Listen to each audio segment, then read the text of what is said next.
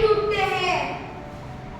पूरी की पूरी ट्रेन? नहीं, ईंधन वाले पिछले डिब्बे में एक संदूक होता है। उस संदूक में होता है बड़ा सा ताला और उसमें होता है सरकारी खजाना।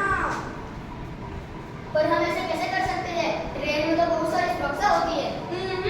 दरअसल अंग्रेजों को ऐसी उम्मीद भी नहीं है कि कोई ऐसी ताकत भी कर सकता है, इसीलिए उस संदूक के इर्द गिर्द एक ड्राइवर के सिवा कोई नहीं होता।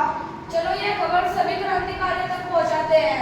नहीं नहीं, इसके लिए तो हम लोग ही काफी हैं। बिस्मिल, मेरी बात को समझने की कोशिश करो। अगर हमने ऐसा कुछ कहा तो सरकार हमें और हमारी पार्टी को एसोसिएलियम को पूरी तरह खत्म कर देगी। हाथ में हथियार लेके दुश्मन खड़ा उधर, हम सीना ताने तैयार खड़े इधर। वक्त आने पर तुझको बता देंगे ए आसमां, क्या हमारे दिल में है हम अभी क्या बताएं। खून से खेलेंगे होली, कल कदम मुश्किल में है। सरफरोशी की तमन्ना हमारे दिल में है, सरफरोशी की तमन्ना हमारे दिल में है। आज देखेंगे कितनी ताकत बाजुए कातिल में है, आज देखेंगे कितनी ताकत इस बाजुए कातिल में है। जी हाँ दोस्तों, इन्होंने कुछ क्रांतिकारियों के साथ भी मिलकर 9 अगस्त सन 1925 की रात को 2:42 पर कंकोरी कांड की इस चेयरबुक को सफल तरीके से अंजाम दिया। जी हाँ दोस्तों, अगर बनवारी लाल सरकारी गंगा न बने होते तो क्रांतिकारियों की धरपकड़ इतनी तेजी से न हो पाती। 25-26 सितंबर 1925 की रात में बिस्मिल के साथ साथ पूरे हिंदुस्तान में 40 लोगों को गिरफ्तार कर लिया गया। और दोस्तों, अशफाक उल्लाह 11 महीने बाद पुलिस की पकड़ में आकर बचे हमारे चंद्रशेखर आजाद, वे तो आजाद है और आजाद ही रहेंगे। उन दोनों की दोस्ती से परेशान आकर अंग्रेजों ने इन दोनों के बिस्कुट डालना शुरू कर दिया। तो हिंदू है, हिंदू का राज रहेगा। अल्लाह के करम से मैं भी मुसलमान हूँ और तुम भी मुसलमान हो। तुम इन काफिरों के झंझट में ना पड़ो। खबरदार, अपनी जुबान संभालिए, फिर बात कीजिए। मैं पंडित जी को आपसे ज़्यादा जानता हूँ।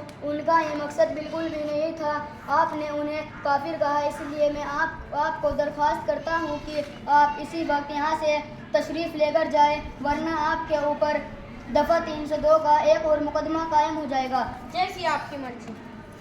दोस्तों, बिना 22 अगस्त 1927 को कोर्ट का फैसला सुनाया गया, जिसमें रामप्रसाद बिस्मिल और अशफाक को दिनांक 19 दिसंबर 1927 को फांसी का हुक्म दे दिया गया।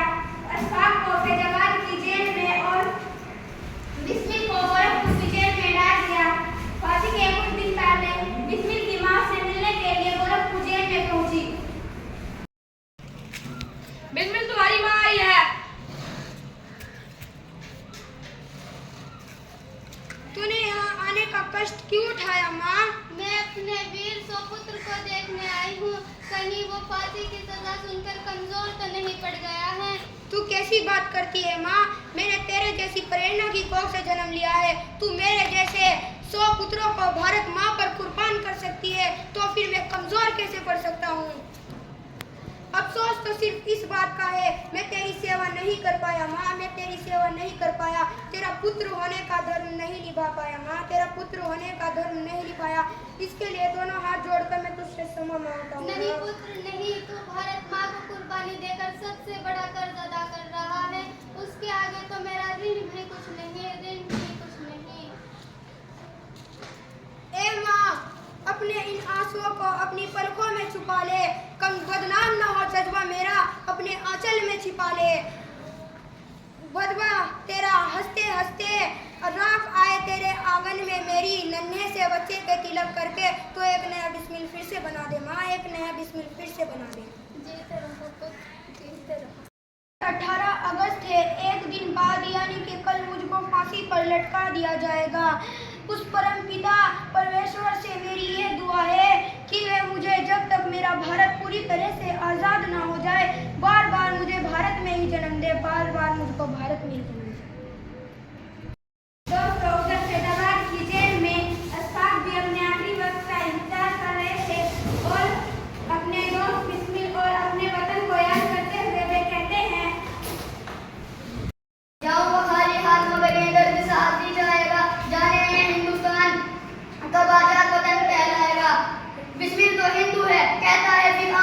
फिर आऊंगा, फिर आकर भारत माँ को बचाऊंगा। जी करता है मैं भी क्या दूं, लेकिन मजहब से बन जाता हूँ, क्योंकि मैं मुसलमान हूँ, पूर्ण जन्म की बात नहीं कर पाता हूँ। अगर खुदा मिल गया मुझको तो अपनी झोली फैला लूंगा, अगर जो जन्नत के बदले पुनर्जन्म ही मांगूंगा, पुनर्जन्म ही मांगूंगा। तुम रहने दो, ये फंदा मैं खुद अपने गले में डालूंगा। इनकलाब जिंदाबाद, इनकलाब जिंदाबाद, भारत माता की जय, भारत माता की जय। कि अंग्रेजी राज्यों का विनाश चाहता हूँ, कि अंग्रेजी राज्यों का विनाश चाहता हूँ। वंदे मातरम, वंदे मातरम। दोस्तों, इस प्रकार वंदे मातरम बोलते हुए बिस्मिल फांसी पर झूल गए। इधर फैजाबाद की जेल में इनकलाब जिंदाबाद कहते हुए अशफाक भी फांसी पर झूल गए।